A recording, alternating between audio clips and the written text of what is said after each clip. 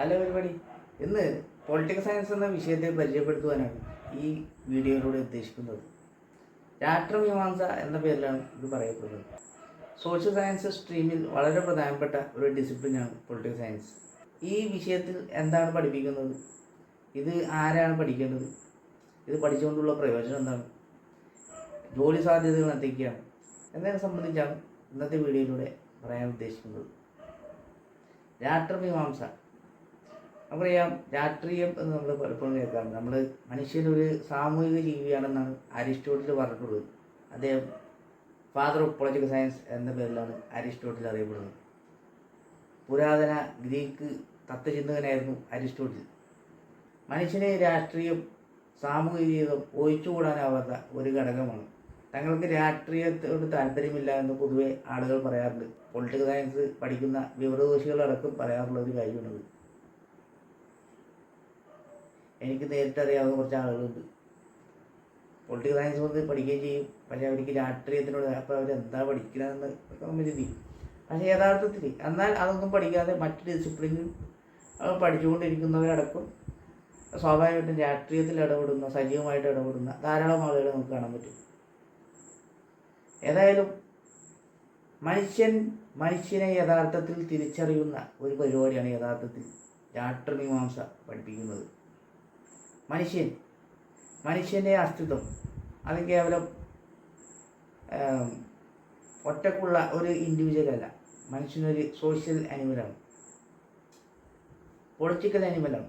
അപ്പോൾ അവൻ്റെ എക്സിസ്റ്റൻസ് ഒരു സോഷ്യൽ പൊളിറ്റിക്കൽ ബീയിങ് ആയിരിക്കും.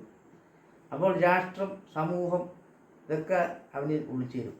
ഇപ്പോൾ നമ്മളിട്ടിരിക്കുന്ന ഈ കുപ്പായം ഇത് ഞാൻ തയ്ച്ചതല്ല. അപ്പോൾ നമ്മളൊരു സാമൂഹിക ജീവിയായതുകൊണ്ടാണ് നമുക്കത് എന്താണ് ആ നിലക്ക് നമ്മൾ ഇപ്പോൾ ഭക്ഷിക്കുന്നത്, നമ്മൾ ഉടുക്കുന്നത്, നമ്മൾ ജീവിക്കുന്നത്, അങ്ങനെ എല്ലാം നമ്മൾ ഒറ്റയ്ക്ക് നെയ്തതും ഉണ്ടാക്കിയതല്ലല്ലോ.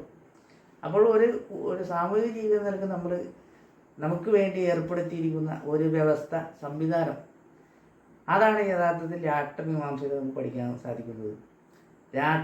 രാഷ്ട്രവ്യവസ്ഥ എന്ന് പറയുമ്പോൾ ഭരണഘടനയാണ് ഒരു രാഷ്ട്രവ്യവസ്ഥ ഉണ്ടാക്കിയിരിക്കുന്നത്. ആ ഭരണഘടനയെക്കുറിച്ച് പഠിക്കും. നമ്മളിപ്പോൾ ഇന്ത്യ മഹാരാജ്യത്തെ ഒരു ഡിസിപ്ലിൻ എന്ന നിലയ്ക്ക് നമ്മൾ ഇന്ത്യൻ കോൺസ്റ്റിറ്റ്യൂഷൻ അതിൻ്റെ വ്യവസ്ഥിതിയാണ് നമ്മൾ പഠിക്കുക. അതുകൂടാതെ മറ്റ് രാഷ്ട്രങ്ങളിലെ വ്യവസ്ഥിതികൾ എങ്ങനെയാണ്, ഇപ്പോൾ America, China, Switzerland, France, UK തുടങ്ങിയ രാജ്യങ്ങളുടെ വ്യവസ്ഥിതികൾ എങ്ങനെയാണ്, അത് കമ്പാരേറ്റീവ് പൊളിറ്റിക്സ് എന്ന് പറയും. അപ്പോൾ അത് പൊളിറ്റിക്കൽ സയൻസിൽ വിവിധ പേപ്പറുകളുണ്ട്. ഇപ്പോൾ political theory, political thought, comparative politics, public administration, international relation, ഇങ്ങനെ തുടങ്ങിയ. പബ്ലിക് അഡ്മിനിസ്ട്രേഷൻ ഇപ്പോൾ പൊളിറ്റിക്കൽ സയൻസിൽ നിന്ന് ഡെറീവ് ചെയ്തിട്ട് പുതിയ ഒരു സ്വതന്ത്ര ഡിസിപ്ലിനായിട്ട് മാറിയിട്ടുണ്ട്. IRൻ്റെ കാര്യവും അങ്ങനെ തന്നെയാണ്. ഏതായിരുന്നാലും പൊളിറ്റിക്കൽ സയൻസ് രാഷ്ട്രീയവും തത്വചിന്തകൾ, അതുപോലെ തന്നെ ഭരണഘടന, ജനാധിപത്യം, സ്വാതന്ത്ര്യം, ഇക്വാളിറ്റി, ജസ്റ്റിസ് തുടങ്ങിയ തത്വങ്ങൾ ഇതൊക്കെ അറിഞ്ഞിരിക്കണ്ടേ.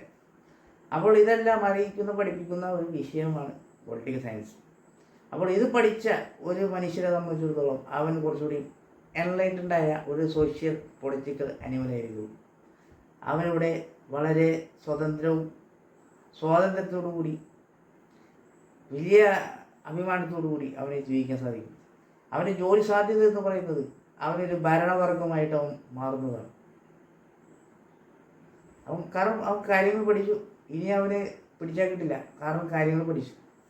ഇവിടെ നിലനിൽക്കുന്ന വ്യവസ്ഥിതി എന്താണ്, രാഷ്ട്രം എന്താണ്, നിയമങ്ങൾ എന്താണ്, ഇത് ഇവിടുത്തെ വ്യവഹാരം എന്താണ്, ആളുകൾ എന്താണ്, എങ്ങനെയാണ് അവനാണ് ഭരിക്കുന്നത്.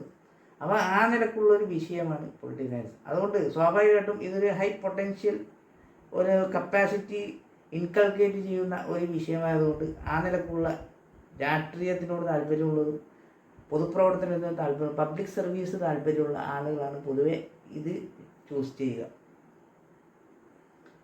അപ്പോൾ പ്രത്യേകിച്ച് ഗവൺമെൻറ് സർവീസിൽ ജോലി ചെയ്യണമെന്ന് ആഗ്രഹിക്കുന്ന ഉദ്യോഗാർത്ഥികൾക്ക് തീർച്ചയായും പൊളിറ്റിക്കൽ സയൻസ് തിരഞ്ഞെടുക്കാവുന്ന ഒരു വിഷയമാണ്. അതുകൂടാതെ മനുഷ്യാവകാശം, പൗരധർമ്മം, പൗരപ്രവർത്തനം, സാമൂഹിക സേവനം തുടങ്ങിയ പരിപാടികളിൽ ഏർപ്പെടുന്ന ആളുകൾക്കും തീർച്ചയായും നല്ലൊരു പൗരനായി മാറാൻ ഈ വിഷയം ഉപകരിക്കും. ഇപ്പോൾ ശ്രീനാരായണ ഒരു ഓപ്പൺ യൂണിവേഴ്സിറ്റി ഇതിൻ്റെ ബിരുദാനന്ദ ബിരുദവും ഓഫർ ചെയ്യുന്നുണ്ട്. ആഗസ്റ്റ് 4 വരെയാണ് അത് അപേക്ഷിക്കാനുള്ള തീയതി. അപ്പോൾ നിങ്ങൾക്ക് ഉടൻ തന്നെ അതിനകത്ത് അപ്ലൈ ചെയ്യാവുന്നതാണ്.